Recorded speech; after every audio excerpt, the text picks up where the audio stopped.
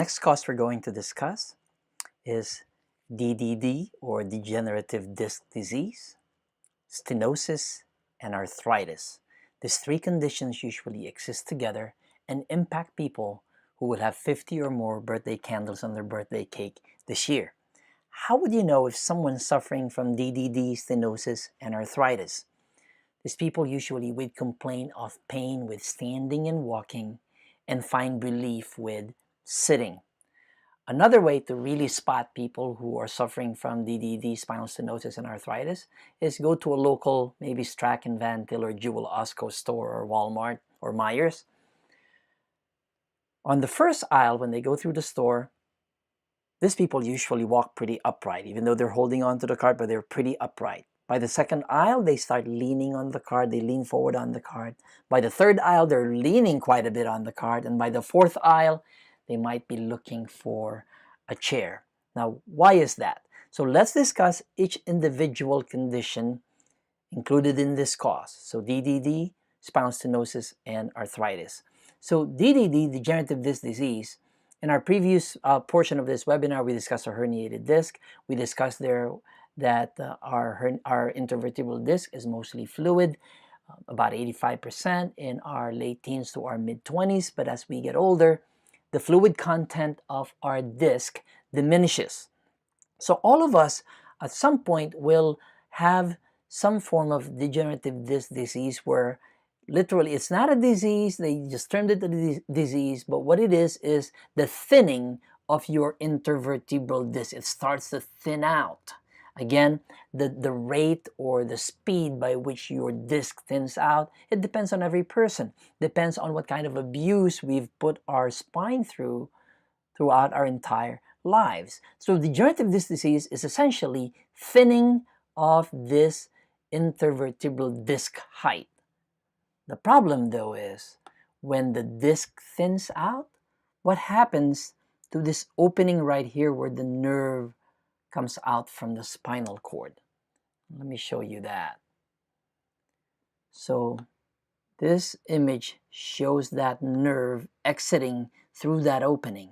So if this disc height diminishes in someone with DDD, what happens to this opening? It gets narrower.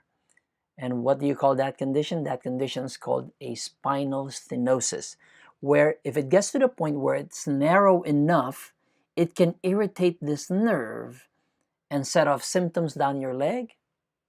Again, that would be sciatica, that most people would call sciatica. Okay?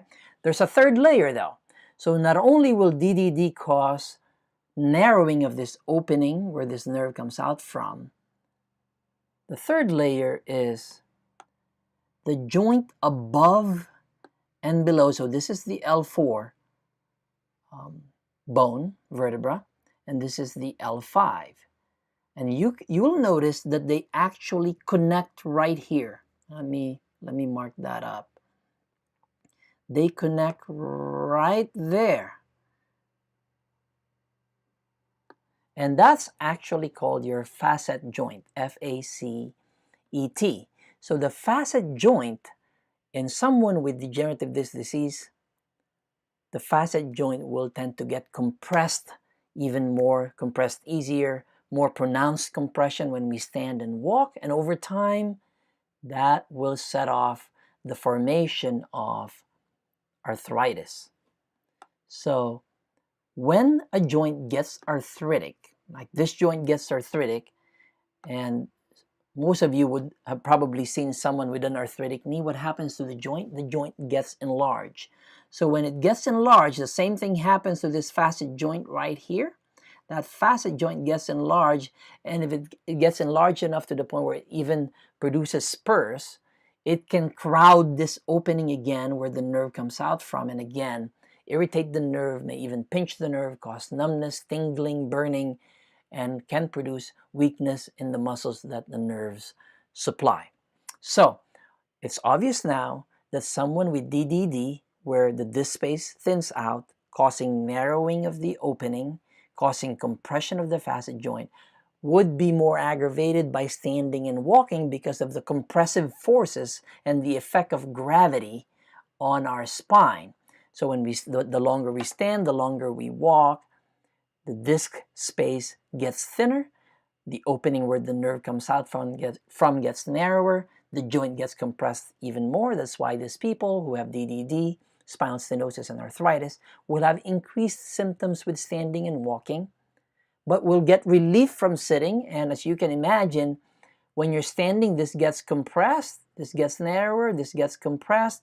When we sit, this opens up and this gets decompressed, thereby giving you some momentary relief. That's why these folks, they stand and walk for a little bit, it aggravates them, and then they sit for a little bit, it gives them relief, and then they're able to stand and walk again for a little while again, but then they would need to sit again to relieve their symptoms again. Now, to recap, people with DDD, spinal stenosis, and arthritis are usually people over the age of 50, aggravated from standing and walking, and relieved from sitting.